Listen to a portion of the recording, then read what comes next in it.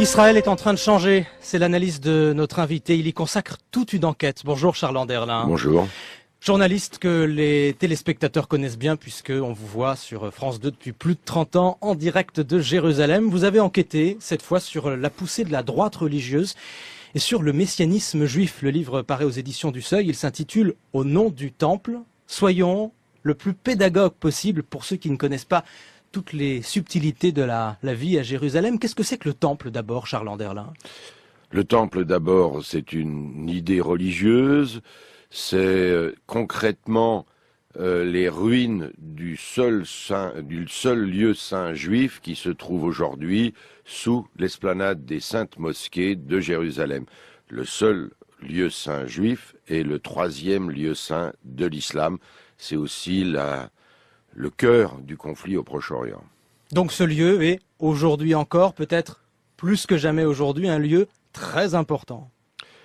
C'est, je crois, la raison, le lieu qui fait qu'il n'y aura probablement pas d'accord entre Israéliens et Palestiniens.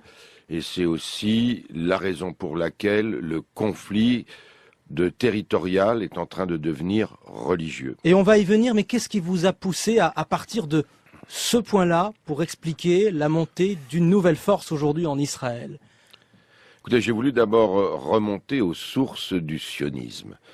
À la fin du XIXe siècle, un certain Théodore Herzl crée l'idée qu'il doit y avoir un foyer national juif où les Juifs, il y avait des pogroms notamment en Russie, c'était aussi l'époque de l'affaire Dreyfus en France. Théodore Herzl lance ce mouvement, le sionisme, le retour en Sion, dans ce qui était encore à l'époque la Palestine sous contrôle turc. C'était un problème pour les religieux, pour les rabbins de l'époque, parce que depuis la destruction du temple juif en l'an 70 de l'ère chrétienne par les Romains, le judaïsme était devenu la religion du livre. Il n'y avait plus de temple. Il n'y avait plus un endroit où les Juifs, les Hébreux, comme faisaient des sacrifices et se tournaient vers la divinité, vers ce qui était le Saint des Saints. Il faut relire l'Ancien et le Nouveau Testament. L'histoire de Jésus est également liée à tout cela. Les rabbins ont d'abord rejeté l'idée même du retour à Sion parce que c'était contre les grands principes qu'ils avaient établis après la destruction du temple. Il ne fallait pas se révolter contre les nations, il ne fallait pas revenir en masse en terre d'Israël, à l'époque la Palestine, mais quelques rabbins ont analysé cela différemment et ont décidé que le sionisme était en fait le début du retour à Sion, le début d'un processus menant à la rédemption. Tout cela était totalement sous le radar jusqu'à la création de l'État d'Israël, la proclamation de l'État d'Israël par Ben Gurion en 1948.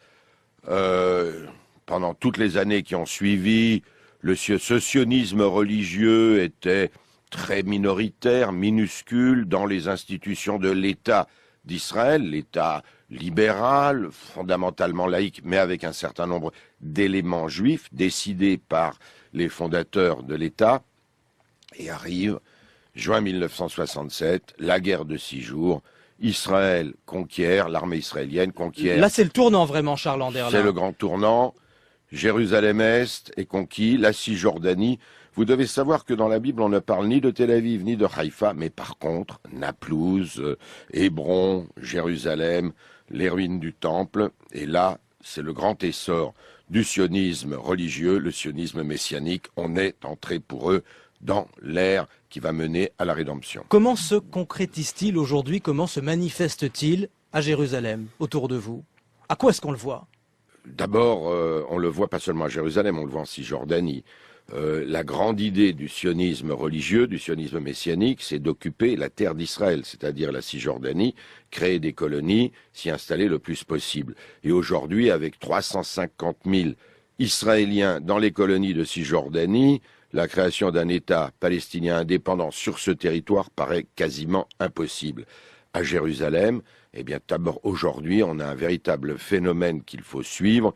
De plus en plus de juifs religieux, souvent avec leurs rabbins, visitent l'esplanade des mosquées. On a en parallèle la création d'un institut du temple qui prépare le culte sur le temple juif lorsqu'il sera reconstruit à la place du troisième lieu saint de l'islam. Et ça, c'est très important. Je vous propose de rejoindre quelqu'un que vous connaissez bien, Charles Anderlin, c'est Grégory Phillips, le correspondant de France Info à Jérusalem. Bonjour Grégory. Bonjour. Vous observez vous aussi cette évolution ?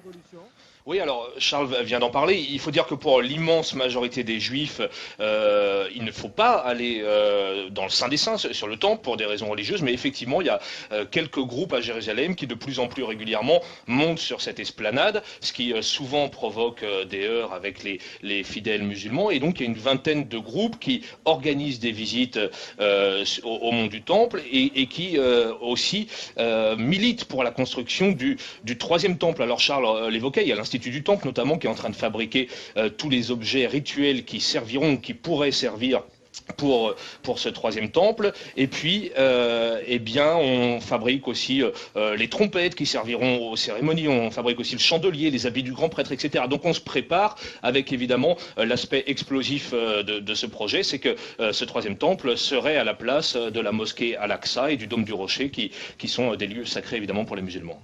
Et vous avez rencontré, Grégory, un homme qui incarne, comme d'autres, cette tendance-là. Oui, pour essayer de comprendre quelles sont les motivations religieuses de ces fondamentalistes messianiques. Il s'appelle Shmuel Ben-Amou, il est l'un de ces militants qui se battent donc pour la construction, un jour, du troisième temple à Jérusalem. C'est ce qu'on appelle la porte du ciel. C'est l'endroit le plus proche qu'on a accès direct avec Dieu. Toutes les prières qui sont faites à travers le monde sont dirigées vers Jérusalem. De Jérusalem sont dirigées vers le mont du Temple, et celui qui est sur le mont du Temple, il doit diriger ses prières vers l'endroit du Saint des Saints. Donc c'est vraiment l'endroit où on a une communication directe avec Dieu. On a gagné Jérusalem, on a gagné le mont du Temple, maintenant il faut concrétiser.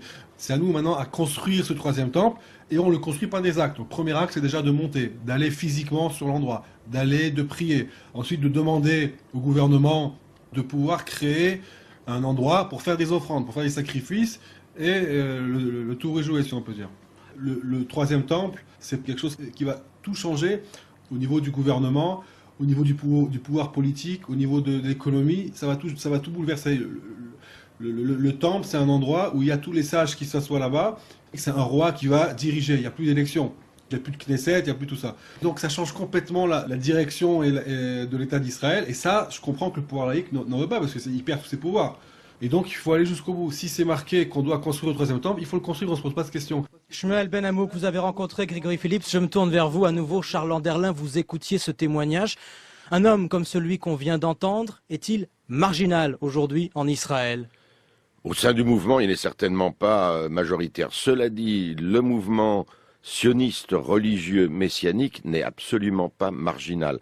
C'est aujourd'hui un des courants principaux au sein de la société israélienne, religieux et aussi politique. Le vice-président de la Knesset, qui appartient au Likoud, parle exactement comme Ben-Amou que vous venez d'entendre.